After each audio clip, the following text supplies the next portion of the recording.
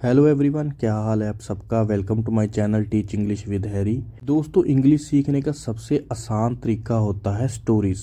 एक तो ये हमें ब्रीफ इंफॉर्मेशन देती हैं और दूसरा ये बहुत इंटरेस्टिंग होती हैं। इससे आप इंग्लिश स्पीकिंग स्किल्स भी अपनी इंप्रूव कर सकते हो और साथ ही साथ अपनी रीडिंग स्किल्स भी इंप्रूव कर सकते हो। आज की हमारी स्टोरी का नाम है डोंट गिव अप, जिसका मतलब है हार मत मानो। कई बार हम जब भी किसी से बात करते हैं तो हम उसको यूजली एडवाइस देते हैं कि कभी हार नहीं माननी चाहिए। उसी के बेस पे ये स्टोरी है। अ लॉन्ग टाइम एगो a boy name Rodney lived in a village. बहुत समय पहले एक गांव में रॉडनी नाम का एक लड़का रहता था। He was very happy with his family. वह अपने परिवार के साथ खुश था। But one year the rain stopped. लेकिन एक साल बारिश नहीं हुई। The village faced a big drought. गांव में भयंकर सूखा पड़ गया। ड्रॉट का मतलब होता है सूखा पड़ना, जैसे कि फसल को पानी चाहिए तो उस वक्त पानी ना मिले तो उसका सूखा पड़ जाता है। The land became dry. जमीन सूख गई। Crops died. फसल खराब हो गई। वैसे हम यूजली ये बोलते हैं क्रॉप्स डाइट, जैसे कि फसल मर जाना। Even the trees and animal started dying. पेड़ और जानवर भी मरने लगे। The stream had very little water left. नदी में बहुत कम पानी बचा था। One night Rodney spoke to the villager. एक रात रॉडनी ने गांव वालों से बात की। He said, I have heard old stories about a river under the ground। एक रात रॉडनी ने गांव वाले से बात की। उसने कहा, मैंने सुना है कि जमीन के नीचे एक नदी है। Maybe we can dig and find it. शायद हम खुदाई करके उसे ढूंढ सकते हैं। डिग का मतलब होता है खुदाई करना, फाइंड इट का मतलब होता है ढूंढना। The villagers agreed. गांव वाले मान गए। एग्री का मतलब होता है किसी की बात से सहमत होना।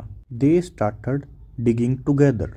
सब ने मिलकर खुदाई शुरू की।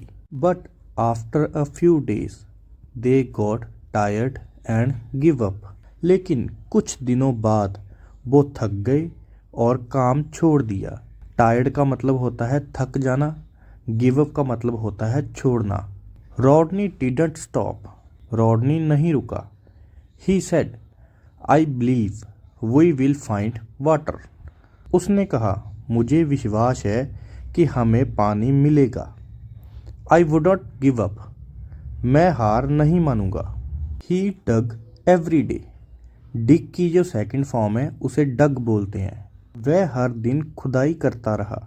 At last he reach deep enough and water came out. आखिरकार वह काफ़ी गहराई तक पहुंच गया और पानी निकल आया। डीप का मतलब होता है गहराई और इनफ का मतलब होता है काफ़ी। The villagers were very happy. गांव वाले बहुत खुश हुए।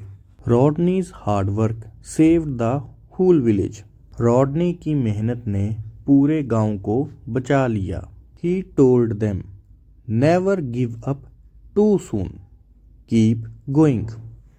उसने सबको कहा, जल्दी हार मत मानो, लगातार कोशिश करते रहो। आज की स्टोरी से हमें यही पता चलता है कि हमें कभी भी हार नहीं माननी चाहिए।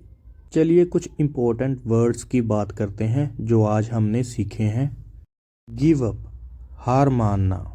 विलेज, गांव। ड्रॉट, सूखा। लैंड, जमीन। क्रॉप्स, फसलें। ट्रीज, पेड़। एनिमल्स, जानवर। स्ट्रीम, छोटी नदी, या फिर इसको हम नाला भी बोलते हैं। रिवर, नदी। ग्राउंड, जमीन, या फिर इसको हम धरती भी बोल सकते हैं। डिग, खोदना। विलेजर्स, गांव वाले। टायर्ड, थका हुआ। बिलीव, विश्वास करना। वाटर, पानी। हार्ड वर्क, मेहनत। सेव्ड, बचाया। टुगेदर, साथ मिलकर। डीप गहरा, हैप्पी खुश। सो ये कुछ वर्ड्स थे जिसको आप इंग्लिश स्पीकिंग में यूज़ कर सकते हो। चलिए मिलते हैं अगली स्टोरी के साथ।